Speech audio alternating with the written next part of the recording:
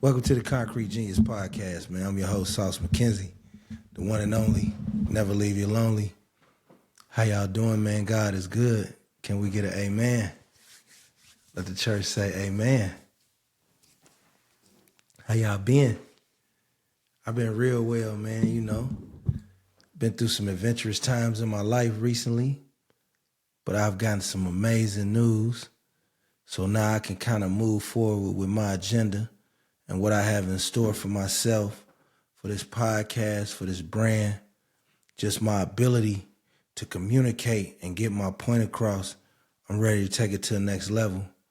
ConcreteGeniusMedia.com, by the way, if you're new here. We appreciate you. This is an intellectual mind of a 51-year-old who deals with a lot. Some I can speak on, some I can't. Some things in my past I can never even speak on or think about. If I think about them, I gotta shake my head, shake them off. I'm 50. I'll be 51 March 22nd. You wanna hit me up, buy me a cup of coffee on Cash App. I ain't gonna give out my Cash App. People start trying to spam me and shit. But I am him. The Game Changer, recent author. I wrote my own book, The Game Changer. 8 tips for men to find peace. You can check it out on Amazon, or I got physical copies. Tap in with me. All-Star Weekend.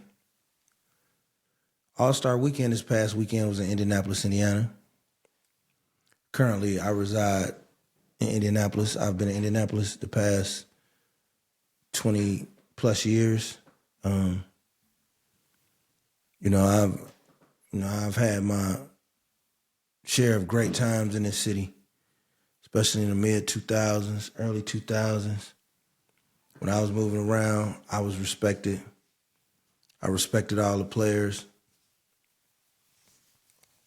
I followed rules and protocols, you know.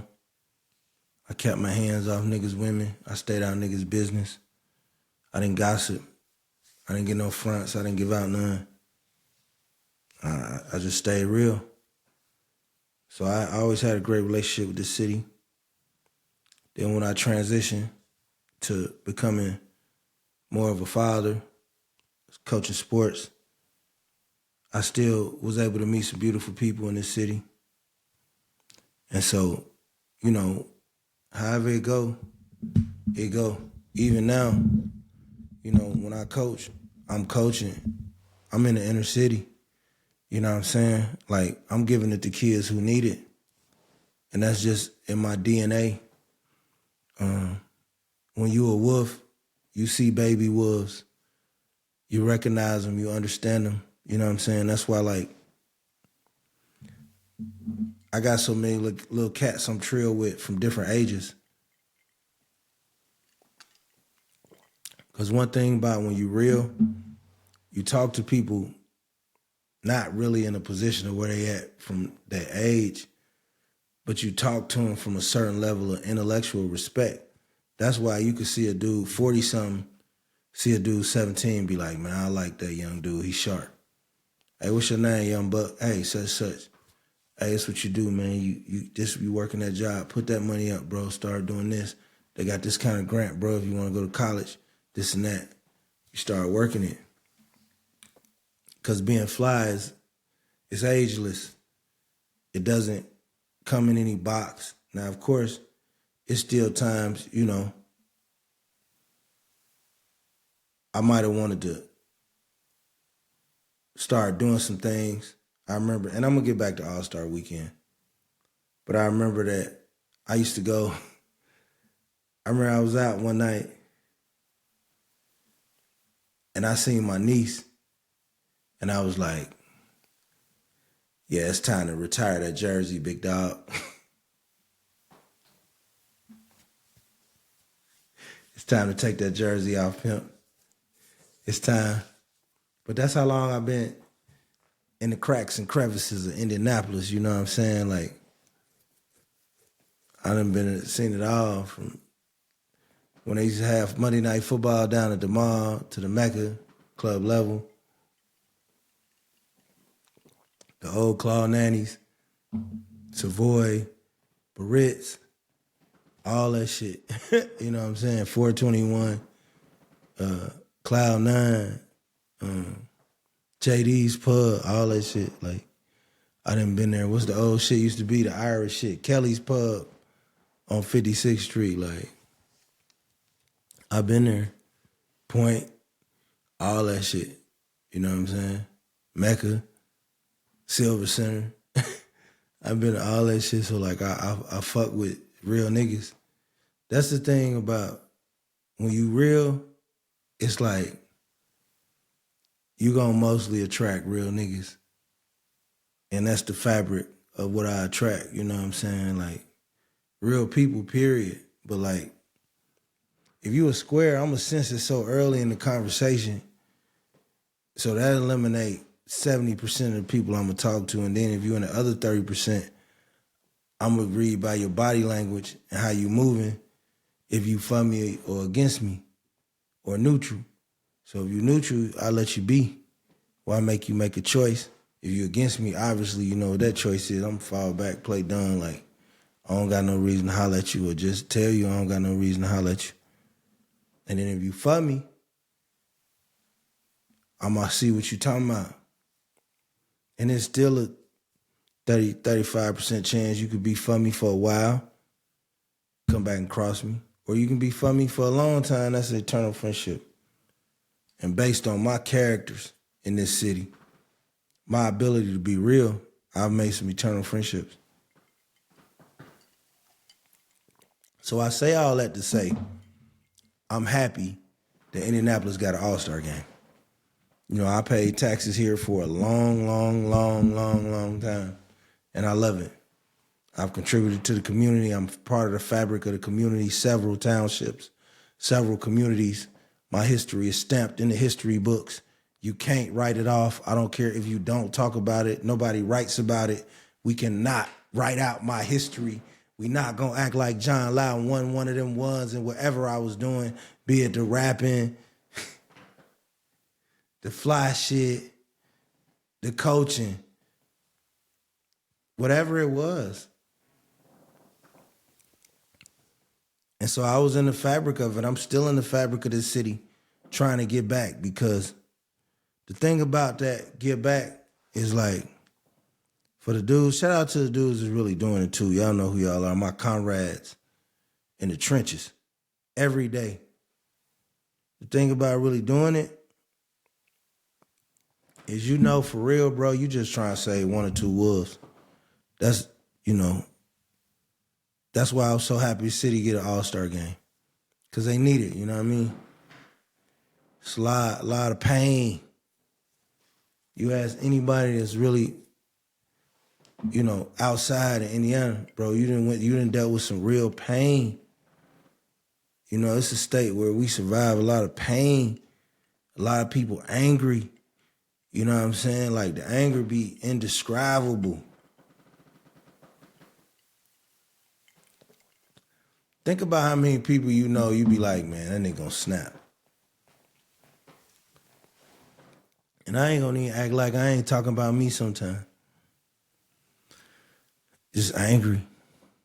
But All-Star was a success. I saw a lot of people happy. That's what's important for me. I saw a lot of celebrities come here. I saw Oscar Robertson, Larry Bird, Reggie Miller get a lot of quality time on air. Halliburton get a lot of quality time, even though he should have been allowed to win the MVP. That was borderline hater shit. you know, Mike Epps, and even a lot of dudes like, you know, who I seen come up. Like, you know, to see like B Swift and you know, Maxie, Lil Tone, like, that's beautiful progress, man. You know, cats like Tevin Studdard, you know what I'm saying? LaRon Anderson.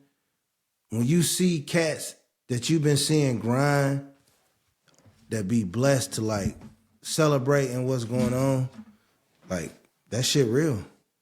The thing about made me fluid is I've always been a congratulator. My man Sonny, Finger Creations with the paintings. I ain't get to get down there, but you know, when you see people leveling up, that means you've been in the right circles. Even if it's just following somebody on social, to me, that's how I look at it. If I follow somebody on social media and they cool and they be like, boom, like I posted a commercial, I had a commercial. Like the bro, he said he had a commercial. And that's love. I'm tweeting that shit. Man, when you a congratulator, you gonna get congratulated by God. When you a hater, God already looking at you funny like, damn. You didn't wag. I let you get $6,000 on your taxes. You hating. That how God looking at your grimy ass. Cause you hating. But when you a congratulator, oh, God love you. So I seen a lot of people in the events. Everything was smooth. I did get to take my players down for a junior NBA. That was dope. A lot of my schools, a lot of my kids, they Far East Side kids, so they got to get out there and experience. That was dope. But what messed me up personally was the weather.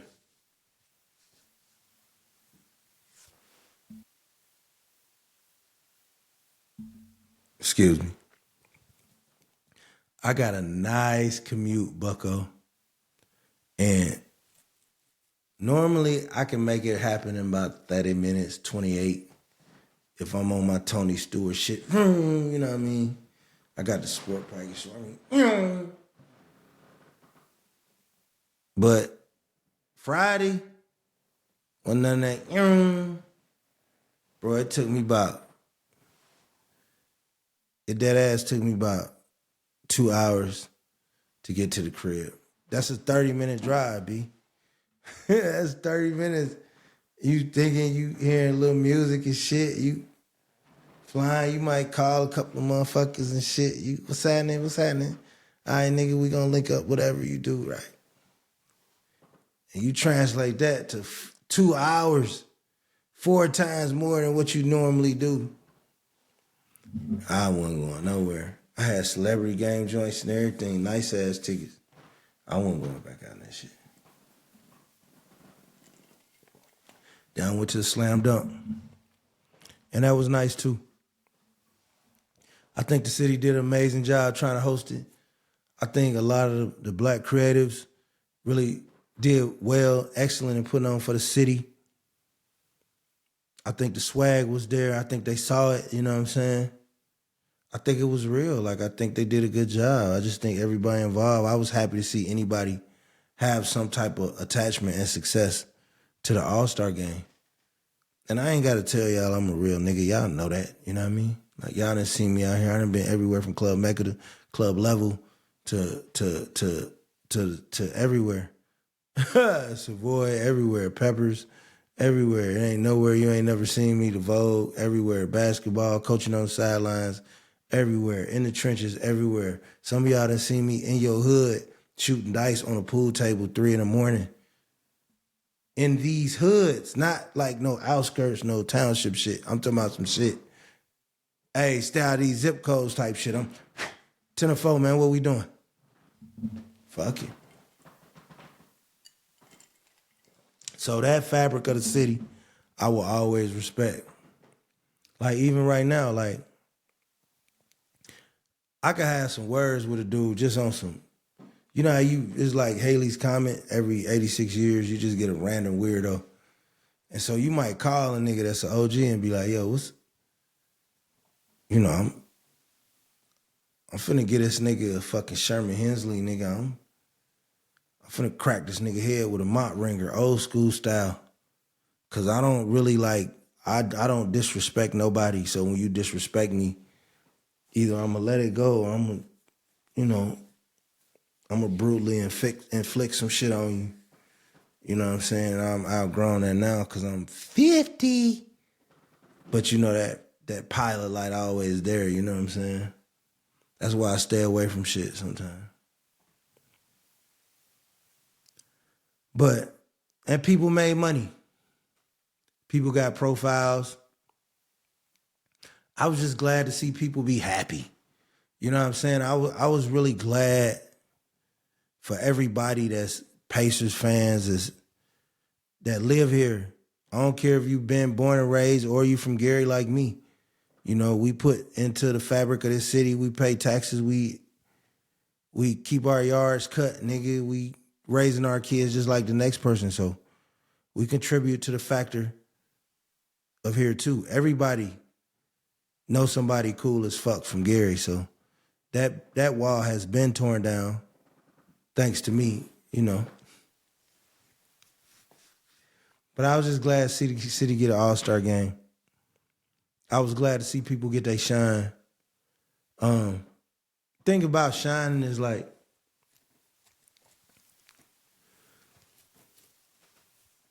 see, some people look at shining like, and remember, I'm going to go back to the all-star game. Some people look at shining like, damn, he's shining, I can't do it. See, me, I don't look at shining like that. I was raised by players. I look at shining like, oh shit, it's coming. That wave coming. Oh, he got him a little Chevy Beretta. I'm finna get me a Buick Electra. I'm finna throw some Vogues on mine. It's coming. If he got it, it's coming. Or if they do it, God bless them. That means it's near. You know what I'm saying? If it's near, it's dear. It's right there. So you always want niggas in your proximity to shine. That's the immaculate jewel from the Game Changer. Get a copy of my book, The Game Changer. You know, I drop jewels like I'm running away from a jewelry store. And I put as much as I can in the bag at one time.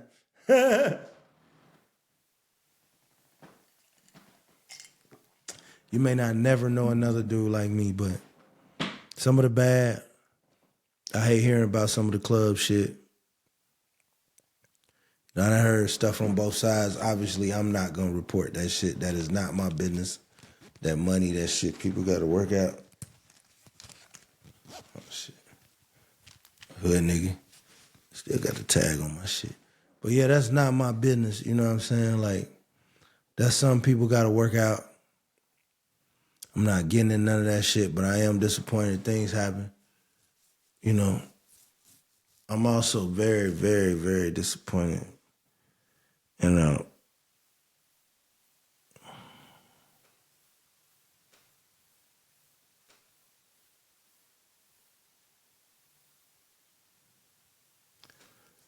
man, we gotta find a way to like, everybody got the chopper on them. You know? Rest in peace to everybody who, you know, unfortunately, you know, was involved in any type of conflict this weekend, man. Everybody got the beamer on them. Everybody got something on their shoulders, bro. We all carrying some heavy shit. And then we outside, we drinking. And this is a whole state full of motherfuckers that wish a motherfucker would. Think about that, bro. Think about if you from Nap, right? You from the hood. Think about how many crazy motherfuckers you know that's them white motherfuckers off the earth, right? Bam. Now, you from Gary. Think about how many crazy motherfuckers you know that's them white motherfuckers off the earth. Okay, boom. You from South Bend. Boom. crazy motherfuckers you know then wipe some motherfuckers off the earth. Boom. You from Muncie. You see where I'm going? You see what I'm saying? Like, so you live in a state full of motherfuckers who wish a motherfucker would. You live in a state where most motherfuckers by the time they 16, at least 30% are ready to shoot somebody. 35 probably. You know what I'm saying? So like, that's something you gotta attack early. We gotta start getting more black men and black women involved in the lives of these kids early. And there's some great teachers of all races. So I'm not here to plant a flag. That's a different conversation. Even though I do have a hill to stand on with that, I don't have time. But so when you see things, 4, 5, 6, 7, 8 people shot, it's heartbreaking. You know, you always envision yourself most of the time in that scenario. And it's sad because I know a lot of people that was some ass kickers, bro. Getting money, driving Beamers and Benzes and big boy trips and steaks and vans and get money. And they'll tell you now, like, man, I ain't fucking with this shit. Look at me. Mid-2000s, I'm Hennessy. I'm carrying a fifth of Hennessy through the club. Or a fifth of Absolute. You know what I'm saying? I'm driving the crib, bro. I ain't got so drunk, I parked on 65 one time in my Cadillac. I got 4s and everything on my shit. I'm floating. Sounds, 215s. I'm knocking. I got the strap. You know, I got the strap to my radio and shit. It never get me. No. No, you gotta strap your radio in. I had the old school pull-out boy in my shit. You know what I'm saying? And I took a motherfucking nap, bro. You know what I'm saying? I took a nap and shit, I just motherfucking knocked on my window. He was like, you good now? I'm like, yeah, I'm good, bro. Let me get out of here. I skirted to the crib. I was big north side, big boy north side shit. I was fucking with some real niggas. And that's the thing, bro. I ain't got some money with niggas from all over. Like, damn near if you got an OG in the hood, if I don't know him, I know a nigga that know him. 100% that. Cause you gotta think too, I done did so much real shit for people. I'm embraced. ConcreteGeniusMedia.com, man, is who you listening to while you are in partaking this fly shit, you know what I'm saying? WeDon'tMiss.org is the website. You know, we got the basketball things. We give you a little bit of that. I got ConcreteGeniusMedia.com. You know what I'm saying? I got the book, The Game Changer. I'm in a great mood. It took me a few days to podcast.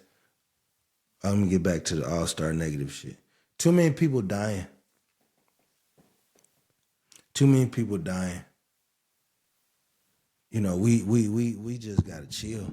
It's hard for you to take your old lady out somewhere past 9, 10, unless you in your 20s, early 30s. Ask any dude 40, he don't want to be out nowhere with his woman after 10 unless he coming from his partner house or maybe a cigar bar or something. And then even then, she like, be careful, baby. Motherfuckers is heathens. You know, and the crazy thing, the funniest shit with me, the funniest shit with me is like, I used to be a heathen. And now I be like, man, these motherfuckers is crazy. Like, you got to know when to say when, bucko. Like, I don't never want to be the tough 50-year-old nigga. You know what I'm saying? The tough 54-year-old nigga. You in here, you arguing with niggas 27 about his broad, she a stripper. You arguing with him. I don't never want to be that nigga. I'm never gonna be that nigga. I never been that nigga. And then another con about this all-star shit before I move on.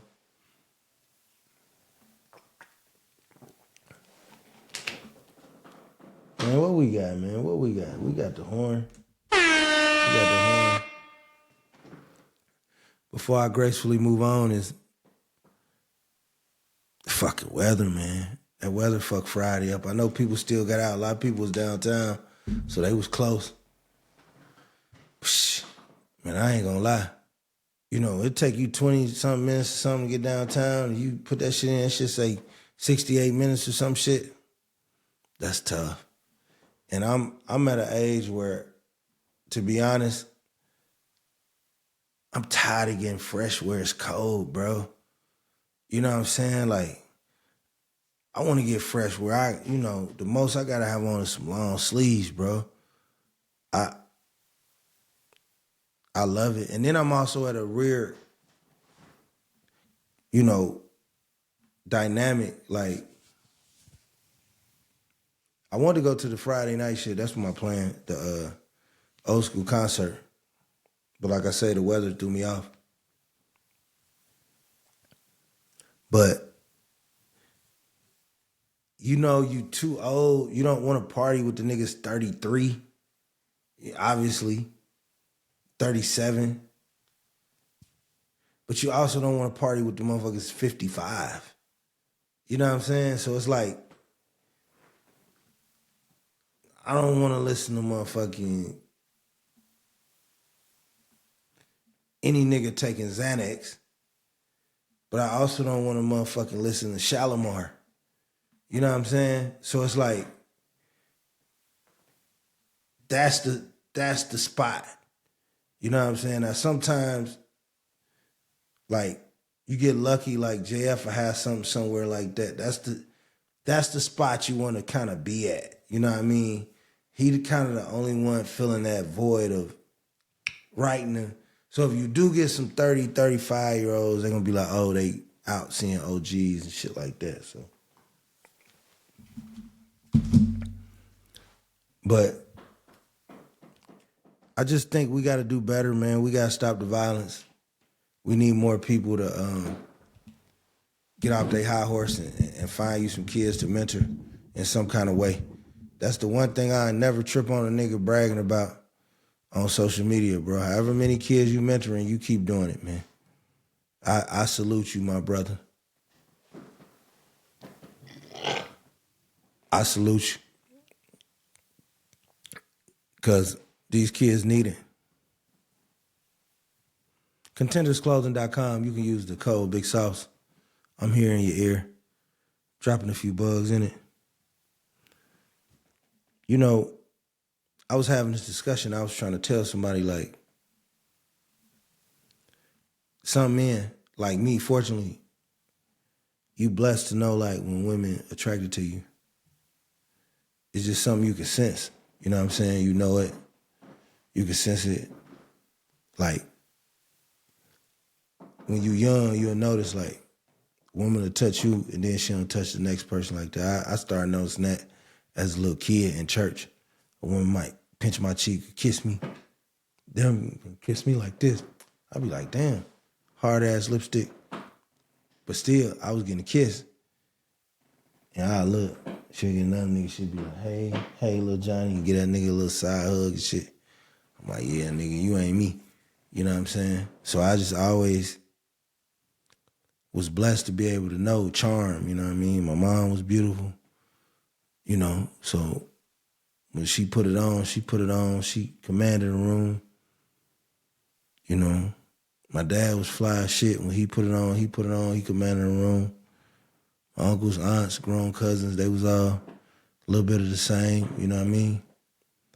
I had a grand aunt, she was on some next level shit. She used to rock fur coats. I was mesmerized by her style. And I was also, like, mesmerized by the fact, like, yo, this is my auntie. You know what I'm saying? Like, it was my daddy aunt. It was my grandma, baby sister.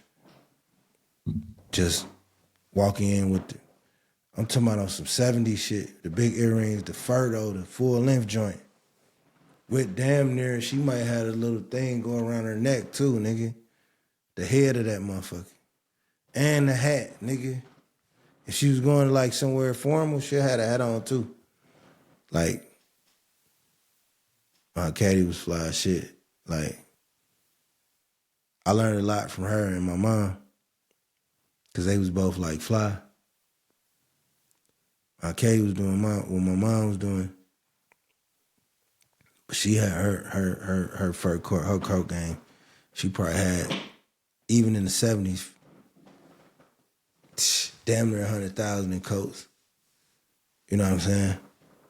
Like, her shit was ridiculous. Her swag was, it was crazy. So I learned a lot, but I would hear him talk fashion. Cause my mom be giving her the game on fashion. So I was able to kind of hear what they were saying about how a woman's supposed to be.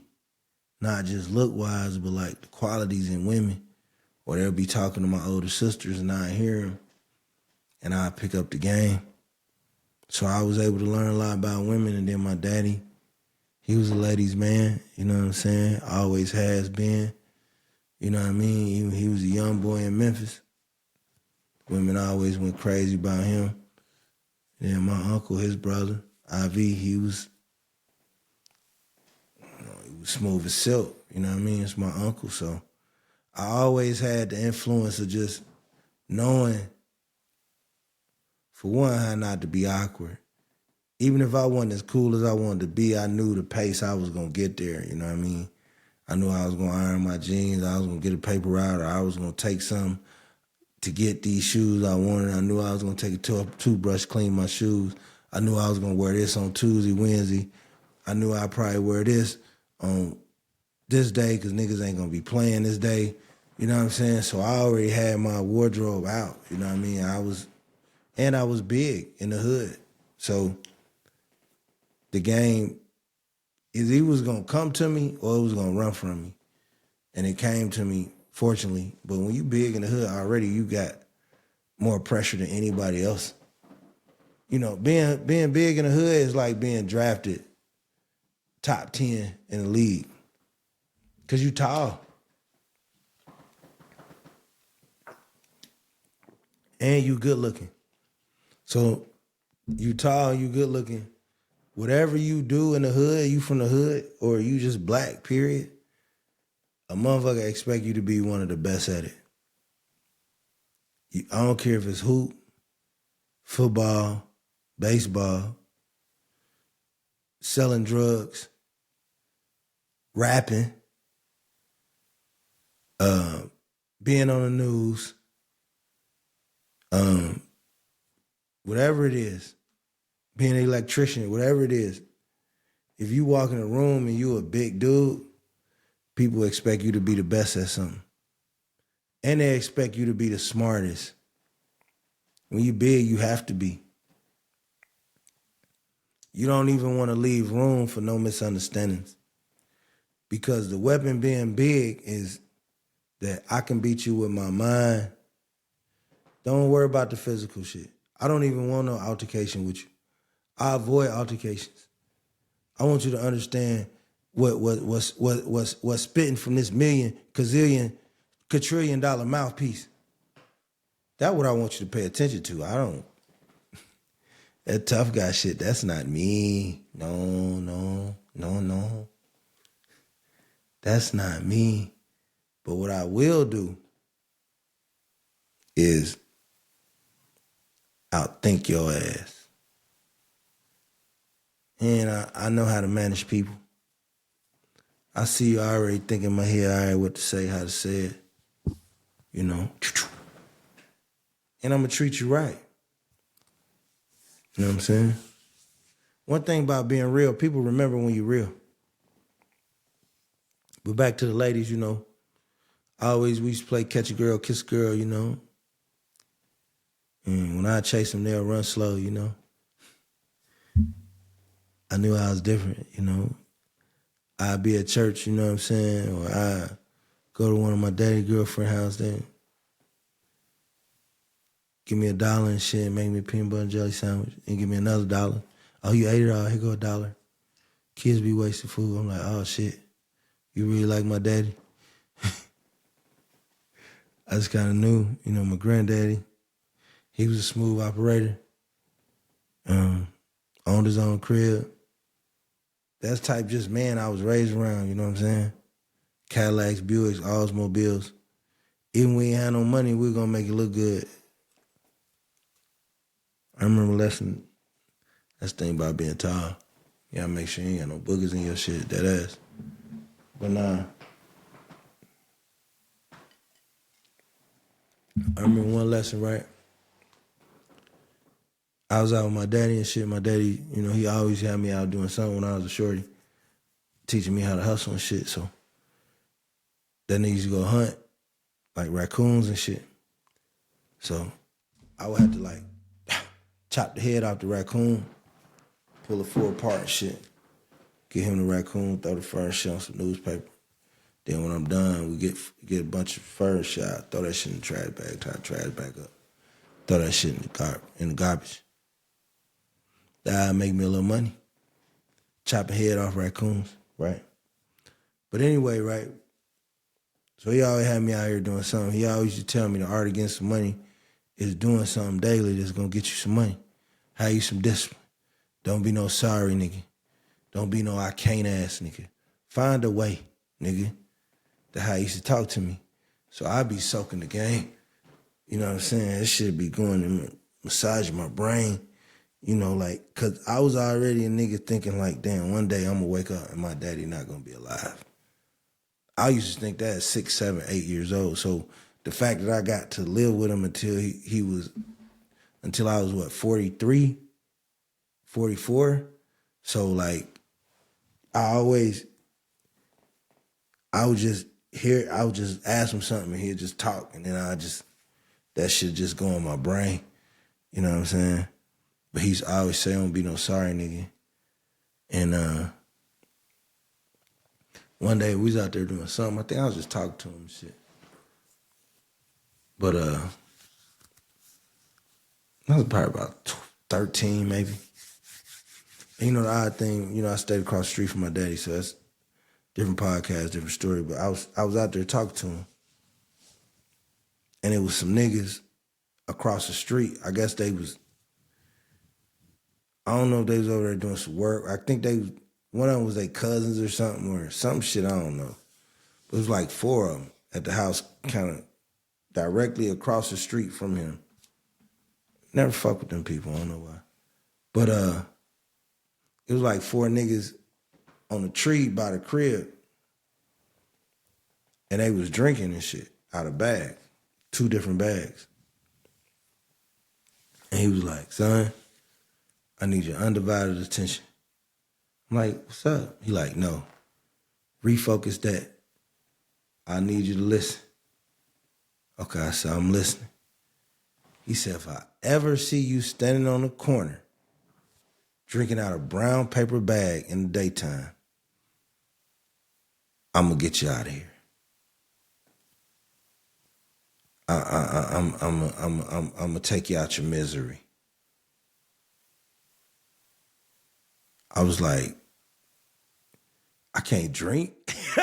You know what I'm saying? God damn. He's like, nah, I ain't saying that. He said it's a time and a place for everything and a way to do things. But you don't never, ever have your ass out here drinking out no brown paper bag in the middle of the daytime. So I was like, shit, I got him. And even when I hit the streets, I used to always think, hey, nigga, be like, man, let's crack the 40. I ain't wait till it get dark, B. You know what I'm saying? Like, nigga, that way, nigga, about 7:45. But nah, man, it just lessons he taught me, like, that transcended to being older. So, like, my quality, my cloth by working, give me some money, chopping heads after raccoons, doing something I didn't want to do, but I wanted some arcade money. So I really had to earn it. But what I was doing made me stronger, made me a man, made my hands stronger, and just made me fearless because I'm taking that action. Boom. Knocking that motherfucking raccoon head off as a youngster. And all them kind of mannerisms, manly mannerisms, women smell them. Oh, shit. You could be talking and a woman will stand unnecessarily close to you. You got to be like, hey, back up, baby, I'm taking. You smell good. She want to stand next to you, you know what I'm saying? It's only a percentage of men that know about that, you know what I'm saying? Like, a lot of niggas don't know that.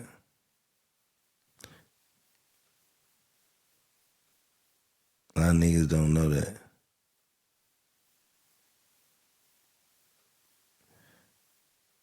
You know, me, I just started sensing it early, you know what I mean? Like, we would have, like, these fake weddings and shit, you know what I'm saying? And, like, you know how motherfuckers be like, you gonna marry him? Like, we would have weddings on lunch hour, you know what I'm saying? And, like, when it came to marry me, these girls started fighting over who was gonna get to do it. And I was like, oh, shit. You know what I mean? Like, that ain't happening to nobody else. You know, that ain't that ain't really going down right now with nobody else but me. Like, I don't think these niggas understand. I understood that they didn't understand, and I already kind of understood. I'm like, oh shit.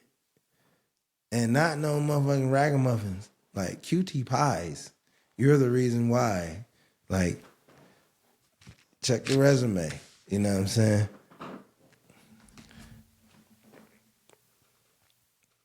Bear with me 1 second.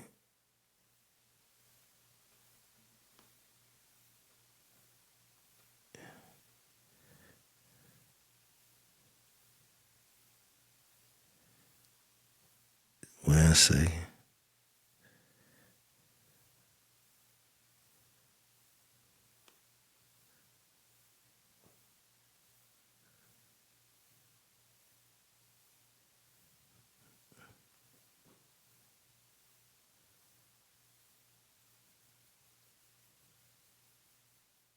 Yeah, so, you know, I started saying, yeah, that shit different. You know what I'm saying? Or like, I would go in neighborhoods and niggas be like, what the fuck you doing over there? Like, I might go, I date a chick, I was 12, I go date a chick, she be staying on 22nd in Maryland. And he be like, what the fuck is you doing over there? Shit, she good. You know what I'm saying? I get over there and I get to meet her cousins or uncles, or, you know, I go to Glen, like, I just start having my way. So I just was like, I'm different. But with that difference meant that I had a responsibility. You know, and that responsibility was like my mom used to say, like, be glad it ain't the other way around, but don't be no whore so where a motherfucker can't tell the difference. You know, if you gonna be, you know, a fine nigga, you gotta act like it. You don't just let anybody touch on you. Anybody wanna open their legs for you, you ain't gotta say yes. You ain't gotta enter, nigga. Say no. You know what I mean? So that was always my mentality. With girls, I was a nigga who, like, I'd be like, nah, I'm good. You know what I'm saying? Like, I pump fake. Chick might like me, and the homie wanna fuck with her friend, I'd be like, shit, I only reason I kick with you tell your friend fuck with the homie. Then the homie might fuck around, get him some, he might keep the friend. I'd be like, nah, man, you ain't my type. You know what I'm saying? Like, I knew how to manage it. Now, don't get me wrong. When my nose got open, that motherfucker was snoring cocaine up both nostrils. I used to get fresh. I made me some money on paper route. I get fresh. Bought me a Dallas Cowboys jacket.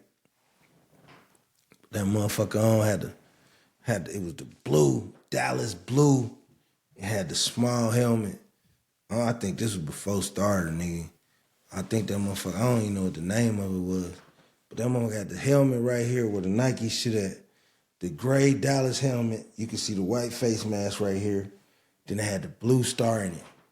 Then from the collar was like gray with two white stripes around it. But it was like that little section of cloth.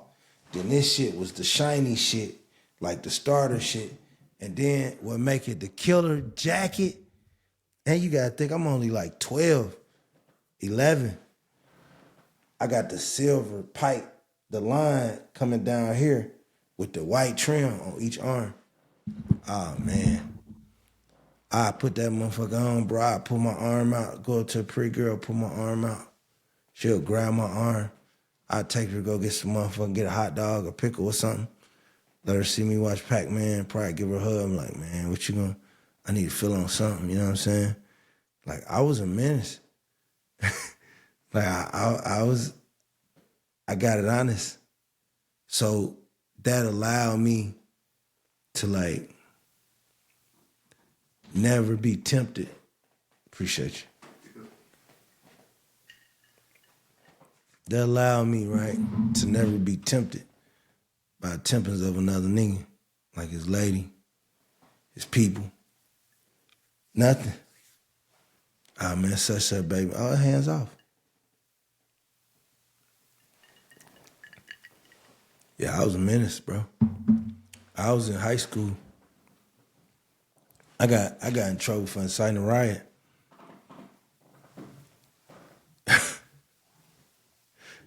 I was a shit talking motherfucker. I get to popping my smoke. I had girls from Chicago. I was in the 10th grade, and a chick caught the bus from Milwaukee to come see me. Like, you know how they used to have these chat lines, and you would be on the chat line, and you just be talking, and be a bunch of motherfuckers talking. Sometimes you get on there, it might just be you and one other person, you get to rapping. And you be like, hey, let's dip off this, you know what I'm saying? Got to popping that shit. She like, can I write you? I'm like, yeah. She like, bet I'm finna write you. She wrote me this long ass letter. Like 5 pages. I'm like, damn. She just like, man, you got something about you. You know, she like, I'm from Milwaukee. I'm sorry. We choose up. That was the first time I had ever heard that shit in my life. I'm like, what the fuck? She like, man, I'm from Milwaukee. We choose up quick. We don't play. So I'm like, the fuck? I was about 14, 15. I was about 14, 15. I was about 14. Because I think I was like, I didn't have a car yet. But I already had like a solid ass rotation. So I was probably about 14. I don't even think I was stealing cars yet. I don't know why I said that. Talkative ass nigga. But so me and her met on the chat line and shit. We kicking it.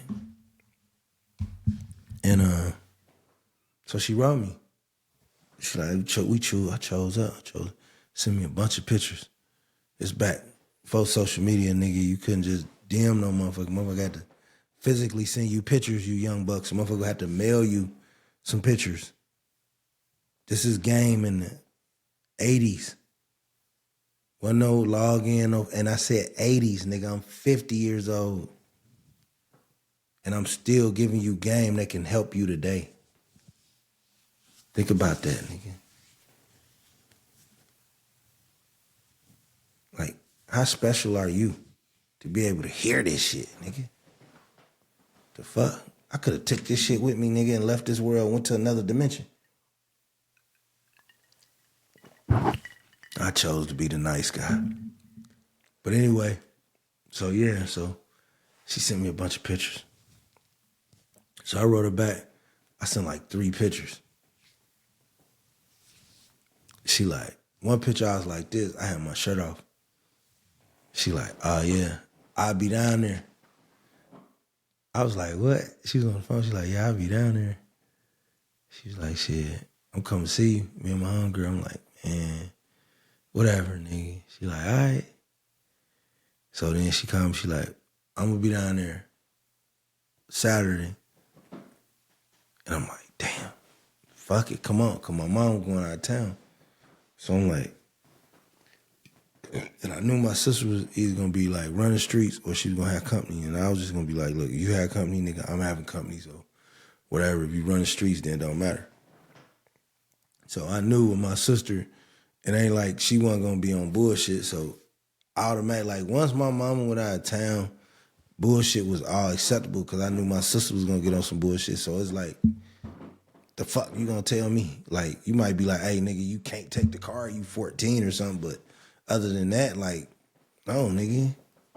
Nigga, you got company, nigga. Y'all over here drinking. Nigga, I ain't drinking, but just y'all kicking it. You got friends, your friends drink, you don't drink? Oh, shit, nigga. It's lawless. I'm calling 3 bitches over here. Hey, you tell? You gonna tell? Our mama, nigga? The one that's gonna beat your ass first? No. So, like, whenever my mom went out of town, I'm like, okay, so bam. I'm like, fuck it, come through. You know what I'm saying?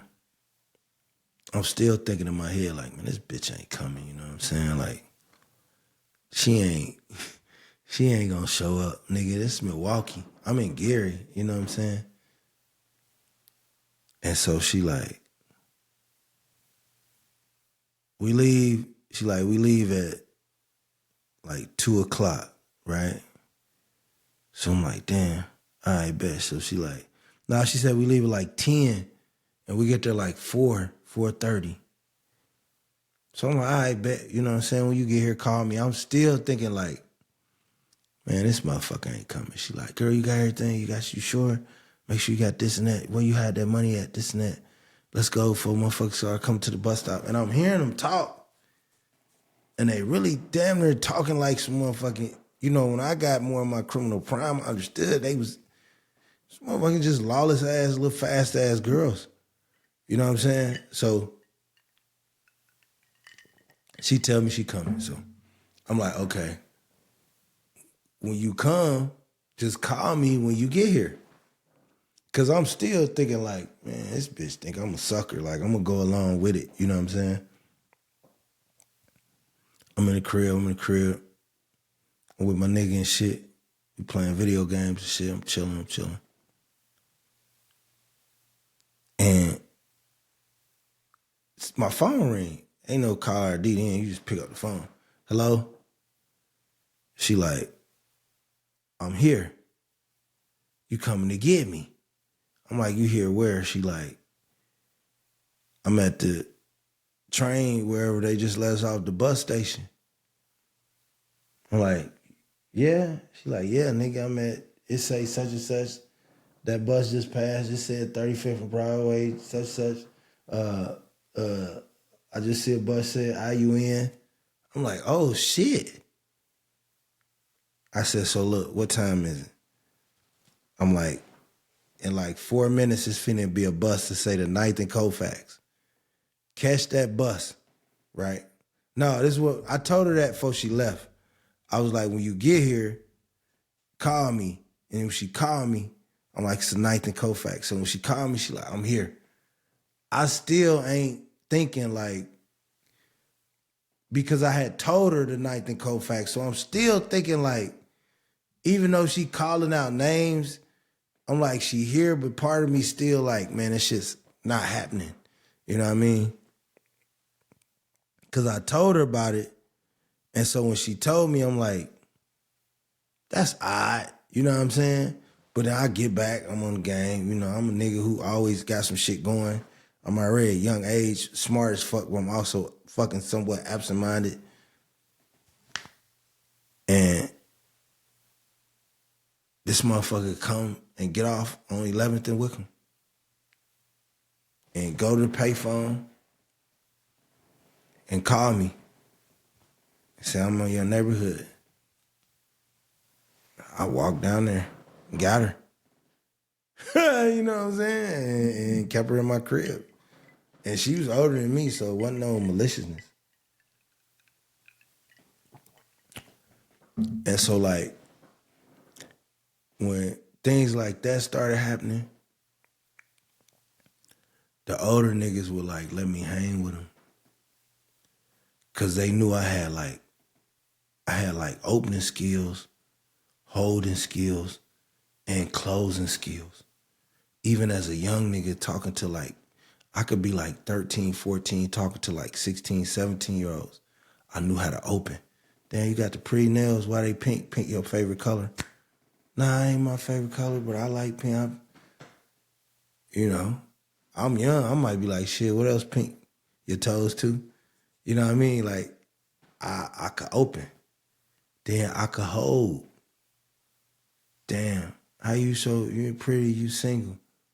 Cause the last nigga, he this and that. Well, you gotta be able to do this too, this and that. Put her on the fence, boom. She talking. I could hold. I was a young nigga. Then they could close. They was older. But then by the time I started having to close, it was all optional. You see what I'm saying? Like, I just always knew what I needed. And so I was a money over women ass nigga. Cause I knew I had to be fly. Like, the number one person I had to be loyal and please was myself. And I always was a nigga at any time. I wanted to look at myself and be like, hey, you a fly ass nigga. Like, no cap, nigga. So like when I was 16, I had to have a Buick. I had to have power, everything.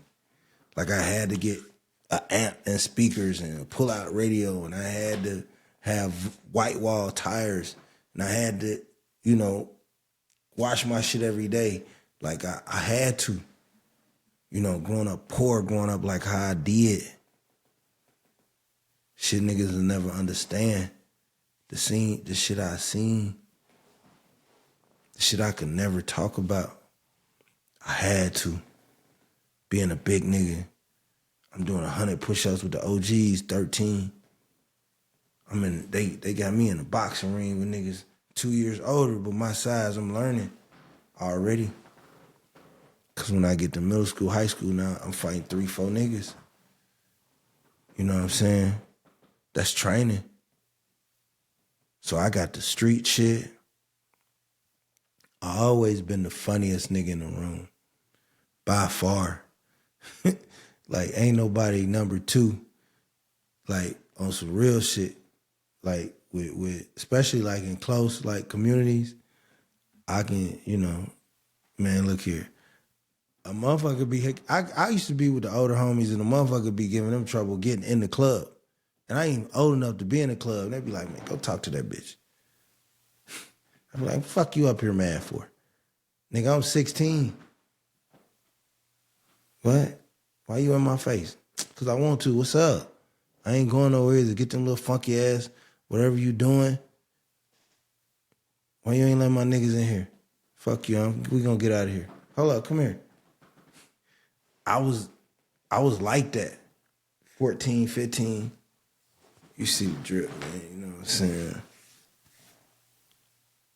Sauce McKenzie, man. SAUCE_McKenzie. MACKENZIE, man. I'm the wave. I got a little time to myself. God is good. I was married now. My wife is healthy, man.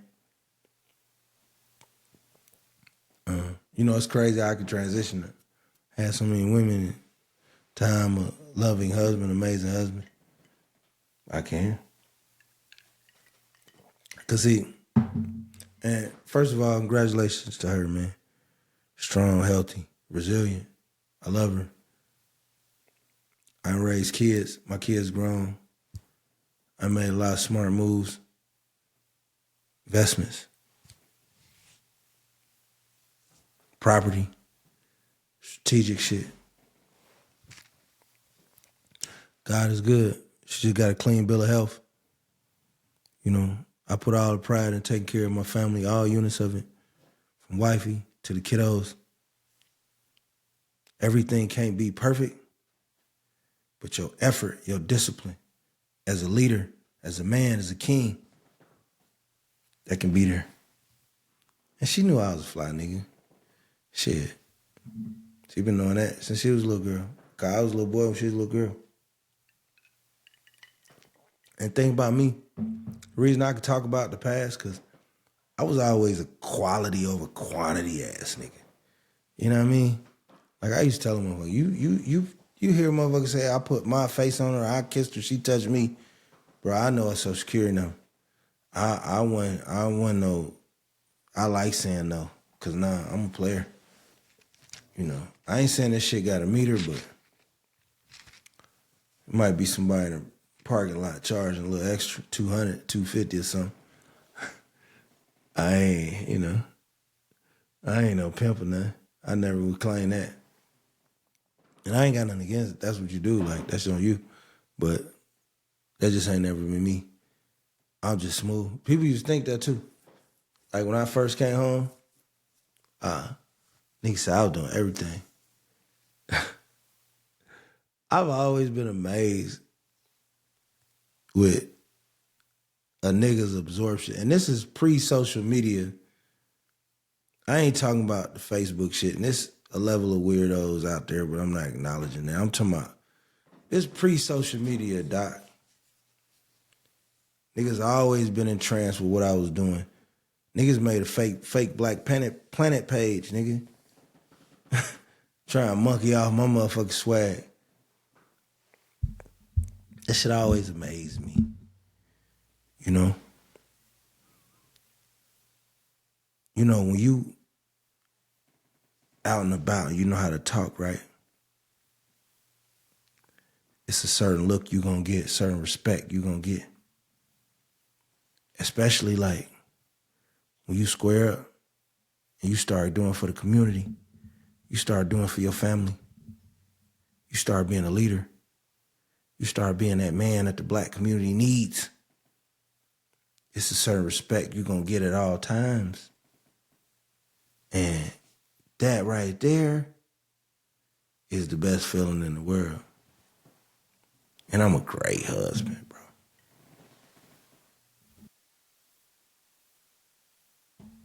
Excuse me. Yeah, I'm a great husband. I'm an overall great guy too. You know? Where we at?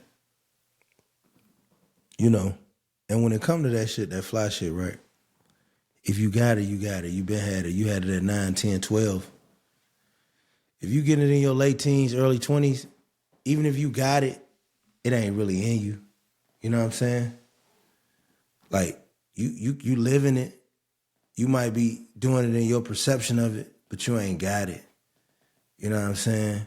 If you ain't back from an era, nigga, when you ain't had nothing and a bad motherfucker stand on the bus stop with you, you ain't got it. You know what I'm saying?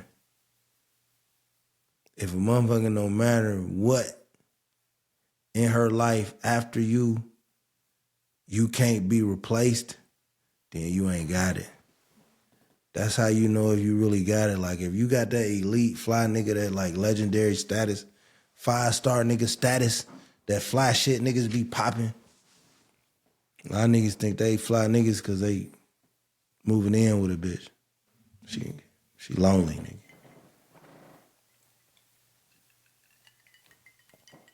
Get your apartment, have her crashing your shit. You know, we might as well just move in together. I'm over here all the time. That's the difference between nigga upper echelon, 5-star, 4-star, 3-star. No handout, nigga. You come in this motherfucker fly, getting your own money. Knowing how to survive. I don't care how you gotta do it. But if you got it, you got it. She gonna look at you, she gonna give you that up, down look. And the thing about that is like, it's power and no, fellas. You know, for every 10 women you approach by, right? As a man, if you single, you just say no to 8 of them, 7. Just because of the numbers. Just because you attract them. Like, think about, yo, Peter, you want to keep the mileage on the low. And you better off like, when you get married, like, same way you don't want no bitch, you know what I'm saying? You don't want to marry no woman that got like, offensive lineman numbers and shit. The amount of Peters and penises she done seen, you don't want to marry that. So with that same token, you don't ever want no motherfucking crackhead bitch crawling out the alley talking about, hey, I remember you fucked me. You don't know motherfucking scallywag. The bitch got tape on her side mirror. Oh, I fucked that nigga. That nigga came through one night, fucked me, and nigga got a tattoo right here. Now hell no.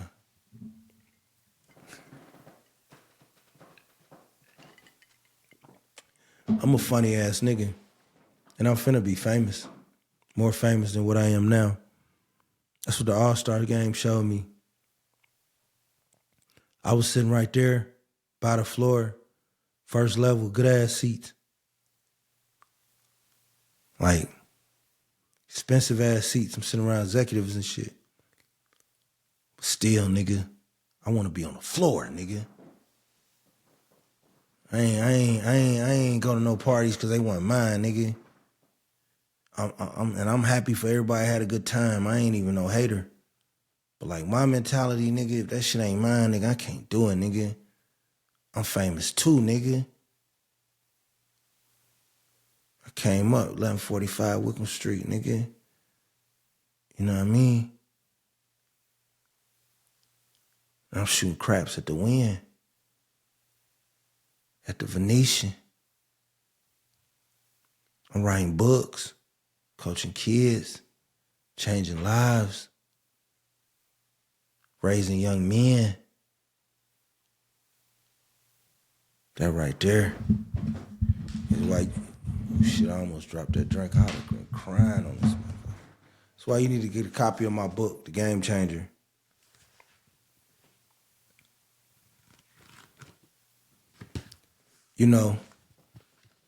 Some days I don't be my best, I let worry overtake me. I worry about my son, his happiness. I worry about my daughters, their happiness. I worry about my wife, her happiness, my family, my nephews, my cousins. Not to mention the days you sometimes spend worrying about the people that ain't here no more, Maybe your mom, your granny, your dad, your sister, your brother. What life would be like if they was here,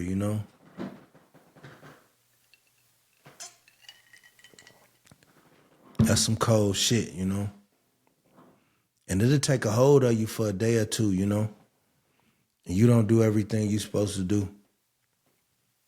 And that's why I love my podcast, because I let my listeners know, like, ups and downs is real. Even when you functional, you could be not yourself. Those are small signs of depression. And I think acknowledging it, trying to better yourself, is the only way you're going to get out of it, And it'll be a stretch, 3 days, 4 days. You don't do what you got to do.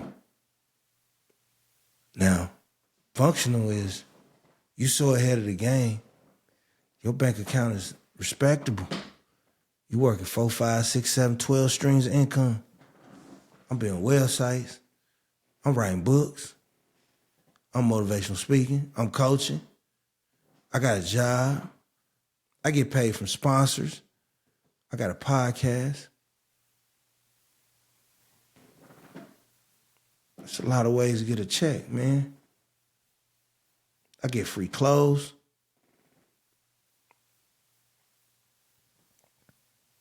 And still, some days, things don't go fast enough for me. Is that me? Is it depression, or is it my imagination? Maybe I'm moving at a speed too fast for myself.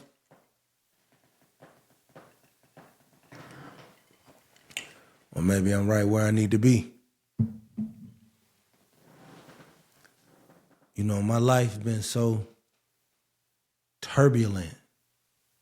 That's such a great word, turbulent. That I owe society, you know? I owe these kids. Like, before even I got to these kids, I used to tell my son,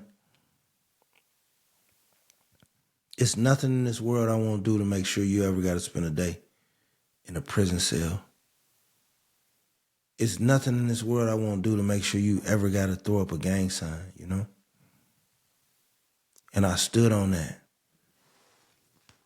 I stood on that business.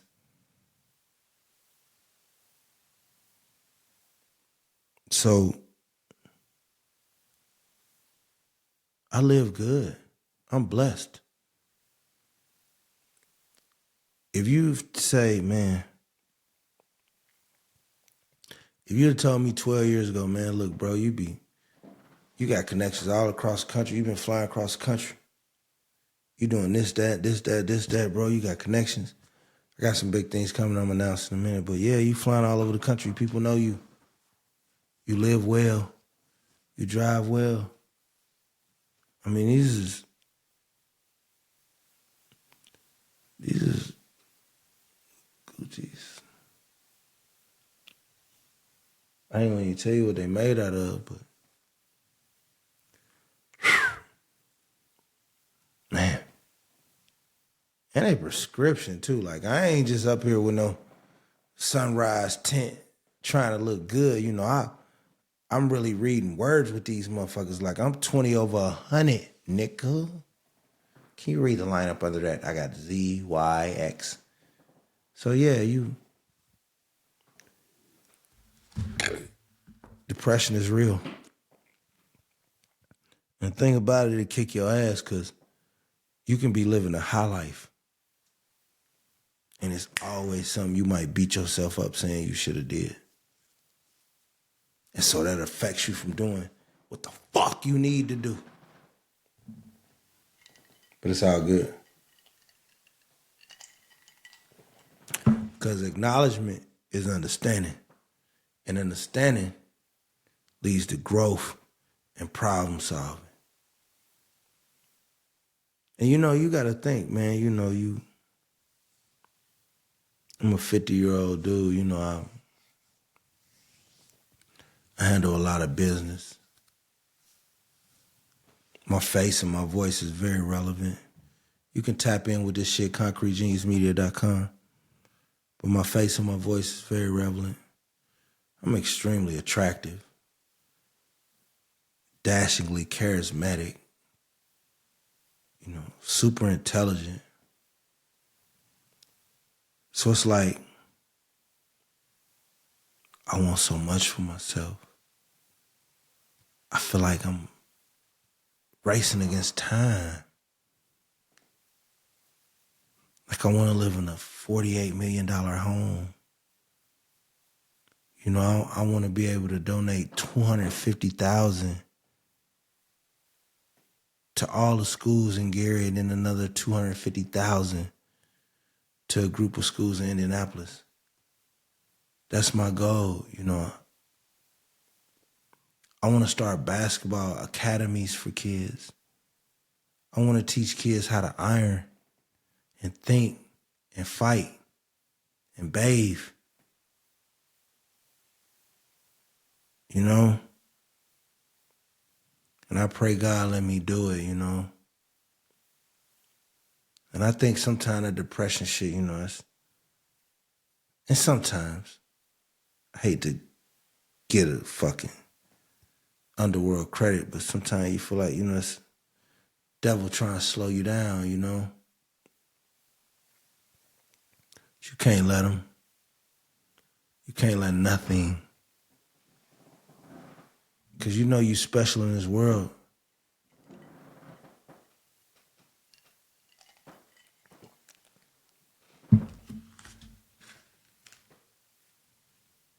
So what is tough, man? Now I was a big nigga, right? I never wanted to be tough though, B. I wanted to be respected. You know, tough to me was like, if you tough and you ain't got no wiggle room, a nigga gonna kill you, you know? So I never wanted to be that tough, you know? I wanted to be smart. I wanted to be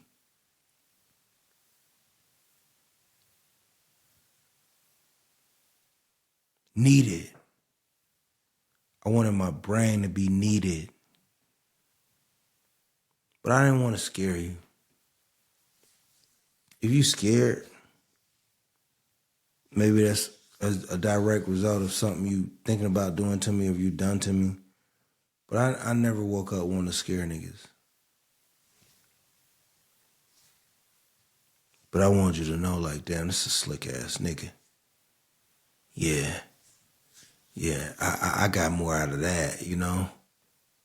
Yeah, this nigga's dangerous. Yeah. Yeah, like, how that happen? Yeah, like, damn, that nigga the gingerbread man.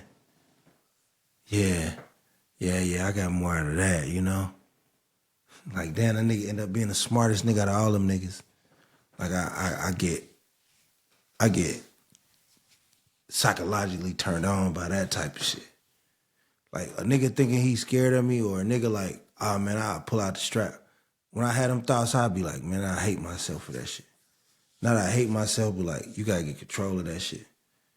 That ain't player. But I'm like, you watching me now. You crossed me. I had you. You crossed me. Now you starving. Or you try to get me on some dumb. And I stood on my square, stood on my staple. Now you realizing how brilliant I am. Yeah, that shit's the equivalent of an orgasm. So when I look at tough, I don't look at tough as, you gotta have some of that, you know. You gotta bust a nigga head to the white meat sometime. You might have to motherfucking shake some niggas up, you know. But you don't wanna do that all the time, you know.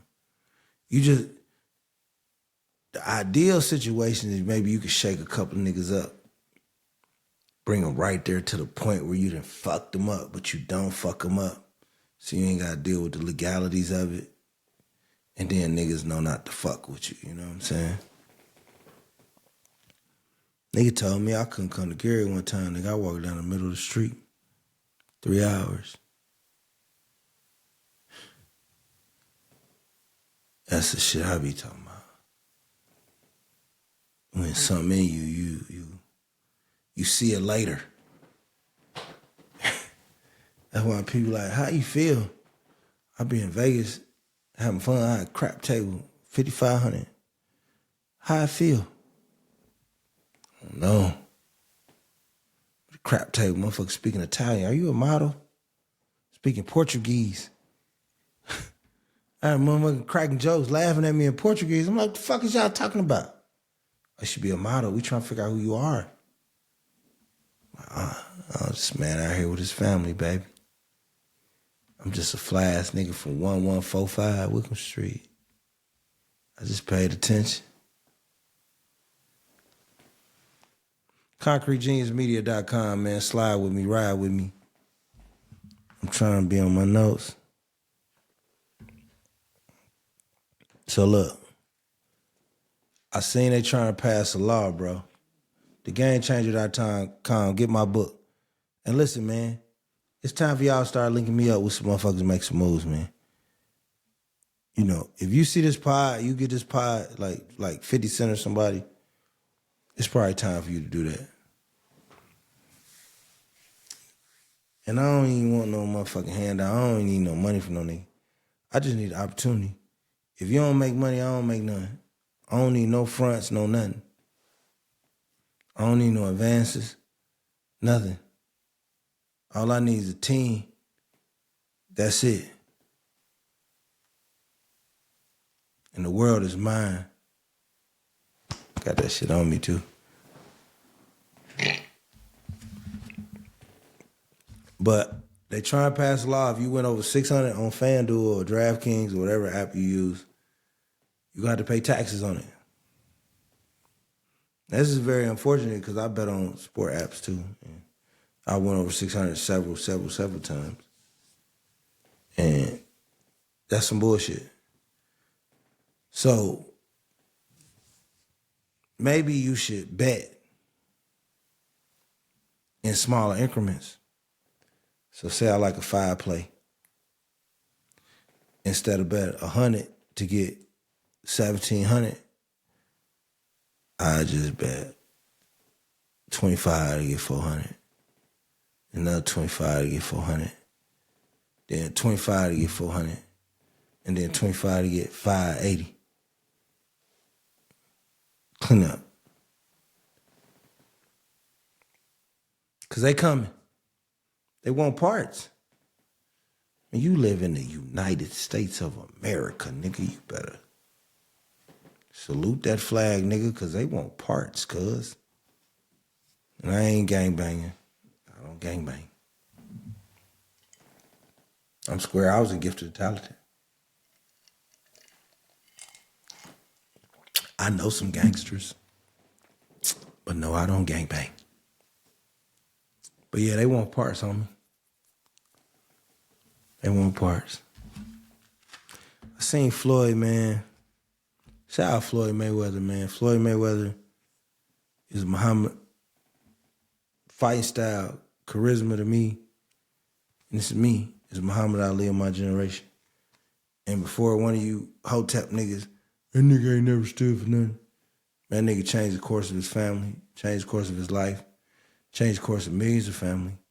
He stood for himself. He remained undefeated. He controlled his destiny. He controlled his earnings. To me, all that's groundbreaking. So I'm always a big Floyd fan. Like, I remember when they got robbed in the Olympics, nigga, I was ready to fight, nigga. That's crazy. Yeah. I get my bread up, Floyd gonna train me too. Watch. Floyd gonna get me right with these hands. I get Floyd, I might start just knocking niggas out. Watch. Shit get a poppin', Floyd gonna train me. But Floyd was like, he ain't shitting on Diddy, he don't know the story. I was like, damn, that's hard, Floyd. That's hard. You know, that's real. You know, you're the greatest of all time for a reason, man. Take honor.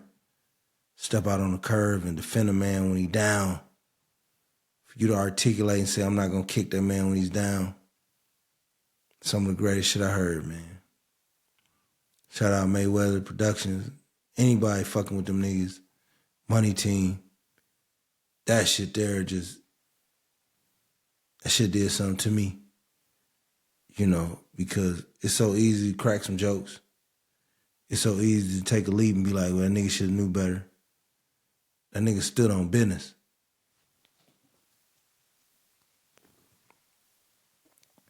Hey, Floyd, help me get this jab together, nigga. ConcreteGeniusMedia.com. We don't miss.org, man. If you're fighting with depression, man, you know somebody loved one, get somebody some help, man. Get therapy, you know what I mean? Talk to them, check on your friends, man. And the thing about to monitor depression is when you don't hear from people, call them. I don't care if they say they don't want to be bothered, they doing anything. Force yourself to call them. Like, force yourself to ask people to talk about how they doing. You know what I mean? Like, a lot of people that deal with depression, we fake it. So if we can fake it on the surface of the conversation, oh, everything good, man, good to see you, man, I'll talk it up with you. No, stop. What you been doing? How are you? Ask them, man, how are you doing, man? Fuck all that. Fuck all that. What you doing for everybody else? How are you doing? And that's how you help somebody with depression, man, you know. The Game Changer, man, this is my book. This can help somebody that's not depressed or somebody that is. But you can get a lot of game. Concrete Genius, man, we don't miss. Written by Coach John Loudon. Google it. It's on Amazon.com. Or you can hit my DMs and get your copy. Matter of fact, Anybody that retweet my video, this video, any video, and you gotta comment who is your favorite childhood hooper growing up. I'm gonna make you eligible to win a copy of the Game Changer, baby. All you gotta do is retweet this video, this section of the video, and tell me who was your childhood hooper. You 12, who was that nigga like? I can't wait to see that nigga. Like me, mine was Dale Ellis. I used to want to be Dale Ellis. We used to write down names in the hood like everybody used to be a certain superstar. I was Dale Ellis every time. Dale Ellis was just smooth, cool, did his job. I'm in, I'm out. Y'all know I can give you 37, I can give you 17, whatever you need, just let me know. My fade tight and shit, you know what I'm saying? Fly nigga shit like Dale Ellis. Get your copy of this book, The Game Changer, man. It's your boy Sauce. I'm finna get out of here, unfortunately, man. I love y'all. If you go through any of the things I go through, this has been a deep podcast. I know it's a little longer than usual, but I've shared more things than I normally share with y'all. So I pray that you give me grace, you know. And anybody battling anything, acknowledge it. Work on your mind. It's the strongest muscle you got. And smiling shouldn't be like Monday, Wednesday, Friday. You should smile every day. Whatever's stopping you from smiling, speak about it. Don't let depression win. Push it out the door. Be aggressive. Have a cause, have a purpose. And make sure that purpose is you. Love you. That's how you win that battle. You love you. ConcreteGeniusMedia.com. I'm gonna be your boy, Big Sauce. I'm out of here. God bless. That was a great ass podcast.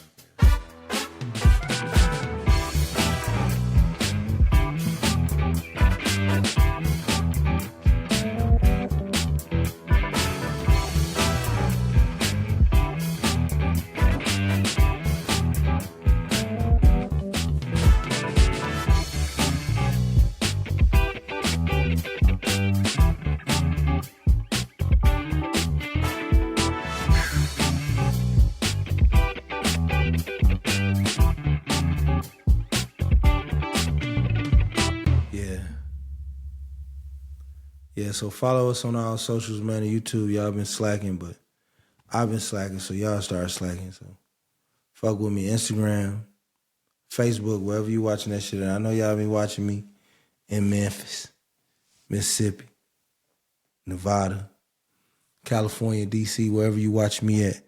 You spread the word. It's a new viral nigga, fly nigga. Stop playing with this shit, man. ConcreteGeniusMedia.com. We out.